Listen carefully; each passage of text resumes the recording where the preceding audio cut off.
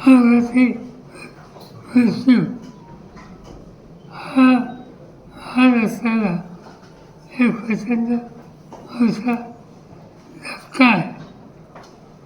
एक कर्तृत्वान निर्णय घेण्याची शक्ती ज्यांच्यात आहे अशा व्यक्तीला महाराष्ट्र आज मोकळा.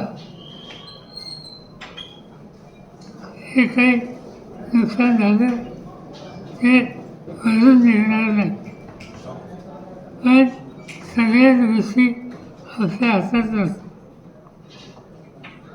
मी आज मीडियासमोर येणार नसतो, परंतु काही वृत्तपत्र हा अपघात याच्यामागे काहीतरी राजकारण आहे अशा प्रकारची भूमिका कलकत्त्यावरून मांडली गेली. याच्यात राजकारण नाही, हा निवड अपघात आहे. त्याच्या यातना महाराष्ट्राला आम्हा सर्वांना सतत असतं. कृपा करून इथं राजकारण आणू नये एवढंच सांगायचं.